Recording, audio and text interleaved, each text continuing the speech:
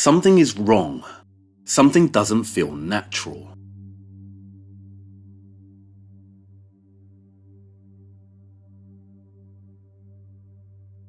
When the entity set out to rewrite history during the age of transition, controlling and changing the printed word would not be enough. It's one thing to rewrite narrative, but in doing so, the physical world needs to change in line with it. The medieval temples of India. Ruined, decimated, and then restored in the 19th century. Who restored them? The west facade of Lichfield Cathedral, mid-restoration. Today a multitude of cast statues reside in these niches. They tell Britain's history. Were there other statues present here before restoration? Did they tell a different story? The cathedrals, the ships of Theseus, the multitude of changes, making it almost impossible to understand the structure's original language. But the architectural changes are just one kind. There is a lot more to this story of revision and erasure. And before we turn to architecture, we must chase a different rabbit. And it's worth knowing that this burrow goes so deep, it unsettles. Something is wrong, and it's tremendously worrying. In our current digital age, we are bombarded by the constant haze and hum of blue artificial light and unclean electromagnetic frequencies. During our free time, it's good to get away from it all. If you live in a country like England, you are almost spoilt for choice. Vast and sprawling parklands belonging to the country's heritage estates are found in abundance, in their hundreds. Chatsworth, Blenheim, Trentham, Shugborough, Clumber, Woollerton, Weston. It's the weekend and it's good to get away from it all. Out into the parks, a breath of fresh air, a spot of exercise strolling around their vast lakes, a picnic on the grass, back in nature, rejuvenating, reconnecting. But something is wrong, something doesn't feel natural. And that's because it isn't. For you see, the majority of England's enormous, sprawling country estate gardens and landscapes are not what they seem. They are artificial. Meet Lancelot Brown, otherwise known as Capability Brown. During the 1700s, Brown was responsible for redesigning over 170 of the finest country homes and parklands in the United Kingdom, many of which survive today. Brown's signature style was so influential that a wealth of other landscape designers adopted his vision and continued to redesign hundreds more. Capability Brown has become a household name. His landscaping design changed the country so much that he is now referred to as the Shakespeare of gardens. He was a leading frontman for the entity, setting in motion a fashion that would obliterate England's medieval heritage. Beware of fashions. They are often catalysts for control. And from the 1400s to the 1800s, the classical style of architecture was all the rage. Sneaky classical. It wasn't enough just to be popular, was it? You had to smear your rival. The insipid taste of Gothic ornamentation, these odious monstrosities of an ignorant age, produced by the torrents of barbarism. You see, to encourage society to warm to and embrace a revived classical style, and to use it to replace their medieval heritage, propaganda like this was necessary. Means of disseminating propaganda were limited in the 1700s, but one of the key ways this was achieved was through literature. Literature was the equivalent of our television shows, and it was English poet Alexander Pope who helped ensure that the elite and wealthy wanted to spend their money destroying the majority of medieval estates in the UK and renewing them in the classical style. Pope promoted the idea of following ancient or classical principles in the garden as well as in architecture. In 1711, in his essay on criticism, he wrote, "Learn hence for ancient rules just esteem. To copy nature is to copy them." What does that mean? To copy nature is to copy them. Prior to Capability Brown, the large manorial estates found across Britain were designed and adhered to a formal geometry. The gardens follow precise geometric formations, straight-lined avenues, canals, walled spaces, and tiered terraces, much like we see here at Powys Castle. Much like we see here in this plan. It was all about geometry, and they had to go. As one of the propagandists wrote at the time, the natural garden will make his design submit to nature, and not nature to his design. Capability Brown and his contemporaries removed avenues, parterres, terraces, basins and canals, everything partaking of the old art and geometry from the environs of great houses. In their place, they laid out what we now describe as landscape parks, informal and natural in character, eschewing straight lines and formal geometry. This was Chatsworth House in the 1600s. This is it today. Brownian landscapes can be characterised by the following. They consist of vast, uninterrupted stretches of land, merging the garden with the landscape beyond, punctuated by irregular clumps of woodland and trees. Thousands upon thousands of trees were moved and planted for this effect.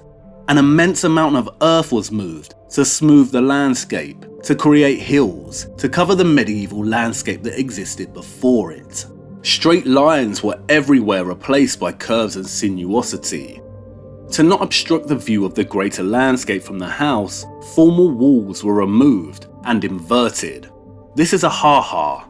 It is an inverted wall or sunken wall. From the perspective of the house, it gives a continuous, uninterrupted view. And from the outside of the house, it prevents any livestock from entering this area. Finally was the redesign of the landscape's water networks. Their previous geometric formations were replaced with irregular bodies of water. Artificial lakes and serpentine rivers were created instead, curving through the greater landscape like a snake. These characteristics define the Brownian landscape, and his style was immensely influential and was widely copied, so that many hundreds of landscape parks had appeared in England by the time of his death, and still exist today. As this map shows, Brown sites alone covered almost the entirety of the country. You see this landscape, from the clusters of trees, to the smooth gradients of hills, to the woodland borders beyond, and the serpentine river and lake. It is all artificial. It was all man-made in the 1700s and carefully constructed to look this way. And I know what you want to say. What? There is no way. But I'm not lying. Longleat and its gardens. In their analysis of Longleat's contracts, David Brown and Tom Williamson tell us that they describe how terraces were to be levelled, land drained, and walls removed, various basins and canals filled in or deformalised, and trees and shrubs planted and gravel walks laid out. A ha-ha was to be constructed, and modifications made to the existing serpentine water so that its sharp turns were removed. Horace Walpole visited Chatsworth in 1761. His journal tells how they were widening and raising the river and carrying the park onto the side of it and levelling a great deal of ground to show the river. The estate accounts record regular payments to Michael Milliken, Brown's associate, for moving earth. The accounts for Harewood at the time reveal that workmen were engaged to remove a vast hill to the south of the house, and this project went on for 10 years, using 10 to 45 labourers. This is the south view of Harewood. It's man-made. All Brown's landscapes are artificial. For all their supposedly natural appearance, Williamson writes, Brown's lakes were alien impositions on the landscape, often being highly engineered. The process of creating these features was often the largest and most technically demanding of any earthwork operation. A significant body of water would need to be penned, and the level maintained through the year. In some sites, Brown reshaped extensive topography and diverted rivers to create the shape of the water feature. Manipulation of the water was achieved through a variety of means. The most simple method was erecting a dam across a watercourse, so that water was ponded back behind it. They would build an earthen embankment dam, dig out sections, and shape the edges of the lake to create an ideal form. Some dams were large, up to 210 meters long. Where the geology for creating lakes was impermeable, a measure of puddling with clay was sometimes required to ensure that the lake held water.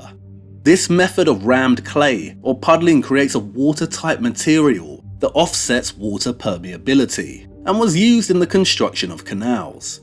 When there was no natural watercourse available, where rivers were absent, artificial ones would be created by the use of valleys and damming of streams. If such natural resources were lacking, then artificial lakes could be constructed instead. Brown would engineer these artificial lakes to be fed from a number of small streams and springs. Several sites contained a pre-existing water body, typically a canal or fish pond, which Brown expanded and reshaped into long lakes. Often a complex and extensive system of channels and culverts would be created to mitigate any risk of flooding. Brown created drainage systems, parallel sets of underground brick-built barrel drains, to ensure land would not become waterlogged. Damp moory ground, despite its location in the park, was removed. A certain mindset developed. If it could not be so improved, it should be drowned if possible beneath the waters of a lake. I hope you understand the enormity of Brown's activities, the vast amount of earth moving required to achieve this vision. Capability Brown, the Shakespeare of gardens, the great earth mover. It is almost unfathomable, and it characterized a majority of engineering construction throughout the 1700s. Did you know that for outside of a few limited areas, few water bodies of any size actually existed in lowland England at the start of Brown's career? Now there are huge lakes thanks to Brown. He remodeled the entire landscape of lowland England. Something is wrong. Something doesn't feel natural. The great earth mover. And what is earth? Soil. Mud. But how on earth was this the product of one man? How was Brown so capable that he reshaped England like this, especially during the 1700s? The lone entrepreneur and genius visionary is a story, a narrative. This was not the product of one man. That's the lie, the cover story. This was nothing less than a nationwide operation, carried out by hundreds, if not thousands of individuals. Operation Capability Brown. Operation Earth Mover. And before we look at who the Earth Movers were, it is necessary to highlight what the purpose of this operation was. Two objectives, the first of which would cause, as scholar Jonathan Finch has noted, the final obliteration of the earlier medieval manorial complex and its landscape. As Williamson also confirms for us, Brown's landscapes erased all signs of earlier history, as well as all aspects of local character. In some sense, they were earth sculptures. They have caused an archaeological lacuna, devoid of earthwork traces of the pre-park landscape. A lacuna is an empty space, an absence, a missing part. Some remains of the previous medieval landscape are traceable, but most of it has been muted or obliterated. And not only have ecologists, geologists, landscape experts studied Brown's landscapes and confirmed their artificialness, but recent excavations at Harewood House revealed part of the manorial complex, and, critically, the earth moving enacted by Brown and his men to erase the site from view. Very little worked stone was recovered from the site, indicating it was reused elsewhere on the estate. And the voids which have been left within the building were first filled with large pieces of rubble from the demolished building. The whole site was then covered with a demolition layer of rubble pieces, broken bricks, and a considerable amount of plaster or lime, within which was mixed discarded ceramic and glassware. The demolition layer was spread across the site. Obliterated, erased. Our medieval history, now a lacuna. Andrew Wild informs us that Brown compromised very little, sometimes destroying ancient avenues of fine trees, magnificent old yew hedges, and even historic mansions. In their place, Brown created scenes of sweeping turf, often covering hundreds of acres. Destroyed, buried. And listen to this. Sometimes the radical nature of Brown's work drew criticism, as in the case of Roche Abbey, where he grasped over the outline of the abbey ruins, leaving only the upright fragments rising from a bowling green lawn. It wasn't enough to remodel pretty much the entire English landscape. They were burying the monasteries that were already in ruin, destroyed 2 centuries before. Williamson really hits home the message of just how enormous and unfathomable this level of historical erasure was when he states, "What is so striking about such endeavours is that until we are told that this great effort has been made, we would often not know it." The second objective of Operation Capability Brown was, in some ways, even darker. To create these vast landscape parks in the 1700s, Parliament passed Enclosure Acts. This meant that suddenly, the land surrounding these sites no longer belonged to the common people. Their rights of access were removed, and fields were enclosed by hedges, walls, or fences. In other words, it enabled the portion of land belonging to the elites to expand and absorb everything around it. The enclosure bills amounted to 6,800,000 acres, or 1/5 of the total area of England. This caused a widespread displacement of people. It affected small-time farmers, villages, and eradicated a whole history of localized culture. Wilde informs us that the enclosure involved the removal of communal rights, controls, or ownership over a piece of land, and enabled the total control of a vast acreage, which could be used for grand designs. This gave Brown and others power to change entire villages. For instance, at Milton Abbas, where he was involved with the clearance and rebuilding of the village. In some cases, many were destroyed. A substantial hamlet of Bowood in Wiltshire was removed when the park was laid out and partly drowned beneath the lake. Not only did it allow the powers that be to erase historical sites, but also stifled any chance of the lower classes maintaining localized prosperity. The world was changing, the Industrial Revolution was happening, workforce was needed elsewhere in different industries. It changed so many people's lives and displaced their heritage. And it's still unfathomable and hard to conceptualize just how much of England's history and landscape they managed to change during 1 century. And I cannot emphasize it enough as to just how big a single one of these artificial landscape parks are. As the frontman, Capability Brown gets all the credit, but he was just one landscaping leader operating within this larger Operation Earthmover. And a closer look at the historical literature and his records tell us everything we need to know. Contemporary correspondence makes it clear that Brown usually made no more than 4 visits each year to a particular site, often fewer. It was, rather, Brown's very capable associates who were responsible for much of what was created in his name. Brown's records show that by 1768, his profits had risen to £32,279, equivalent to many millions of pounds today, and that among his clients were half of the House of Lords. But they also show that there were many subcontractors, utilised to carry out his designs, highly skilled individuals that often supplied their own labour force. Subcontracting gave Brown the flexibility to respond to demand across the country. It enabled him to create a national landscaping business and rapid expansion. But as Williamson notes, Brown's books throw up a host of other names about whom relatively little is known.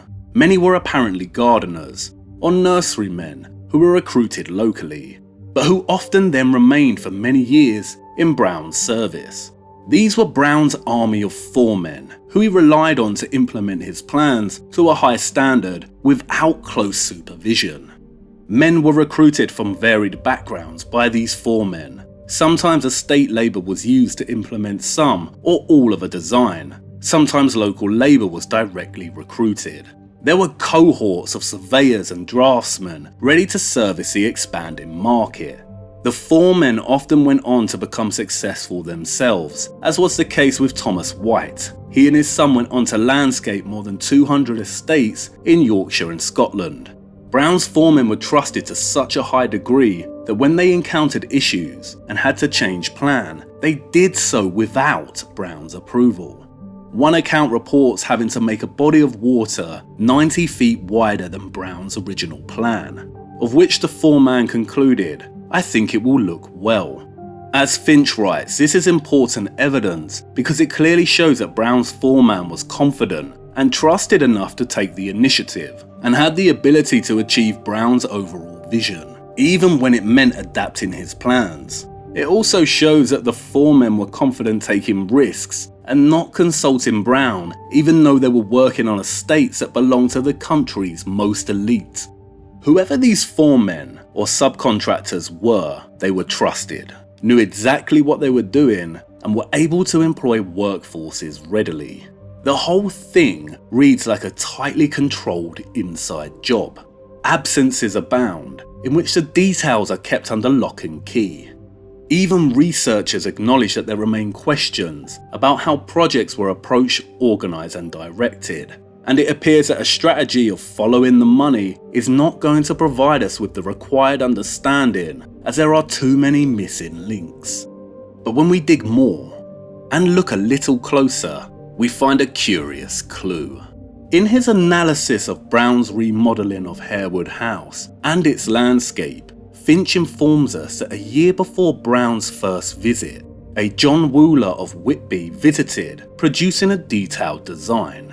Who was John Wooler? Well, originally a military engineer who had worked on several projects in the northeast. Aha, gotcha. If there was a significant and burgeoning landscaping industry, most of which was headed up by Brown, what is a former military engineer doing visiting sites and producing plans? Interestingly, when discussing the burial of the former medieval site at Harewood, Finch notes that the depth at which it was buried was considerably less than recommended by contemporaries and may reflect the urgency of the operation. Is that why a military engineer paid a visit? Was there an urgency to erase this site? It raises questions. Was the military involved at other sites? Was there a force above Brown orchestrating and directing this operation? Was secret or tacit military engineering technology used in re-landscaping the entire nation? A 1773 Act of Parliament suggests that something secret was certainly occurring. Parliament established a mechanism of road closure orders, creating perimeter belts around these sites, and which served to provide a measure of seclusion and privacy, as did the lodges which were erected at the gates of the larger parks. Parks removed the homes of local people and the fields of their labour from the polite gaze. Contracts drawn up when parks were created are sometimes quite explicit in this. They diverted and closed footpaths and roads. They wanted to be hidden. Was this to hide secret military involvement? Or perhaps to hide the act of heritage destruction? Perhaps they buried a lot more than we know at these sites while re-landscaping. And if you're having doubts about whether this wide-scale re-landscaping of England was indeed an operation, then consider this. These parks look like this today, but at the time they would have looked very different. Not only would each job take decades, but for a long time the earth would have been without grass. Most of the trees would have been very small. As Lady Shelburne wrote at the time, Brown's plantations were very young but promising. It's generally accepted that many illustrations of the time imagined how the sites would look in the future. 18th century landscape gardens can now be experienced at a level of maturity that was never possible when they were first landscaped and planted. As trees have grown and matured, these gardens have taken on an appearance that their creators could only have imagined. What would it take to live on a construction site for most of your life, and to pay the landscaper significant sums of money to do so? Did Parliament bribe the elite with the Enclosure Act, allowing them to own more farmland and with the promise of a big return in the agriculture business in exchange for years of re-landscaping? If so, who was directing Parliament to do this? And why is Operation Capability Brown important? 1. It provides us with direct evidence that a tremendous portion of England's landscape is not natural, but was artificially created during the 18th century. Geologists, ecologists, landscape researchers, and archaeological evidence of cement layering all confirm this. 2. It provides us with evidence that there was an agenda to erase England's medieval history. It was destroyed and buried. Its water systems were reconfigured, and the architecture was replaced in the classical Roman style. It also provides us with another instance of military involvement in construction. And 3. Brown's landscapes provide us with hard evidence of earth moving and earth sculpture on an enormous and unfathomable scale. And it's this final point that has greater and more worrying implications. Something is wrong. Something doesn't feel natural. For years and years, archaeologists have dug through the earth, clearing the mud, on the hunt for the remains of previous civilizations, on a quest to uncover traces of history. Was centuries of soil accumulation always an accepted theory? In our present era of contradictory truths, the curious challenge this assumption. What if it isn't soil accumulation, but the results of a cataclysm, perhaps a mud flood? What unsettles you more, viewer? A cataclysm, or a deliberate, wide-scale and almost unfathomable burial at the hands of man itself? Don't you find it curious that many archaeological discoveries occurred during the 19th century and after?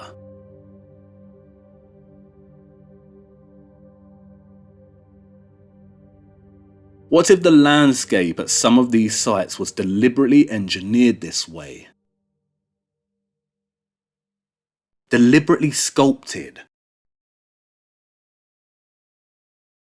Deliberately buried? What if they aren't as old as we think they are? If you came to England and walked these parks, would you know they were artificial? Were these parks designed like this to stop archaeologists digging in these locations? Has an operation like this occurred elsewhere and in an undisclosed manner? It's very interesting that the ground seems raised in many specific locations around the world. But this is not the same, and compared to Brown's landscapes it seems child's play. Something is wrong, and it's tremendously worrying. The Earth Movers, our buried history. I'd like to show you something that might surprise you. This new classical style of architecture is a later rendition of the Palladian form. It is one of the most prevalent styles found throughout the Brown parklands.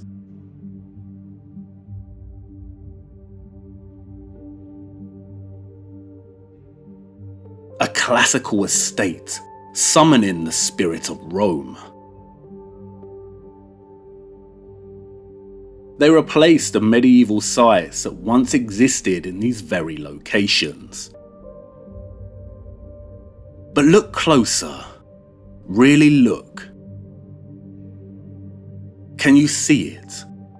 A hidden message encoded into the architecture itself, that perhaps only those in the know can truly understand. The bottom layer of this later Palladian style often features rustication masonry.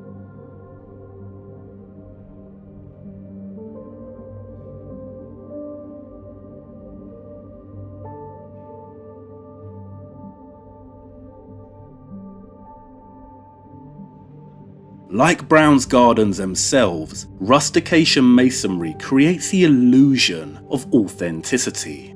The blocks are supposed to look rustic, antique, old, but they have been purposefully crafted this way.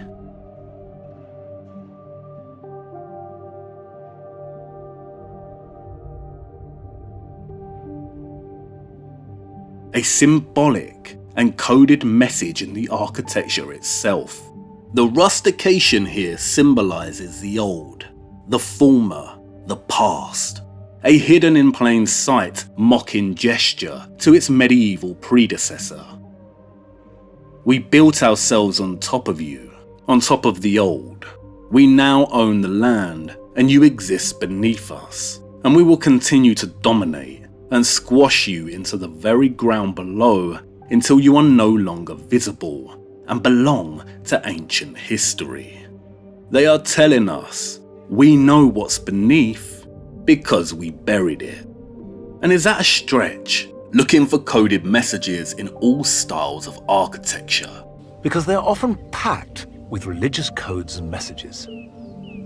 So the first thing you notice with this entrance porch is that it's got 5 sides to the bay. 1, 2, 3, 4, 5. And each side is 5 foot long. 3, 4, 5. 5 times 5, 25. That symbolizes the 25th of December, Christ's birthday, and the 25th of March, the date of the Annunciation to the Virgin Mary.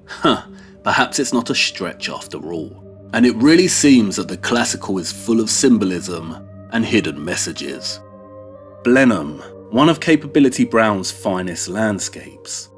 But look at the palace's ceiling, the all-seeing eye, the eye of the entity. I think it's time we took a closer look at this classical style and how it rose again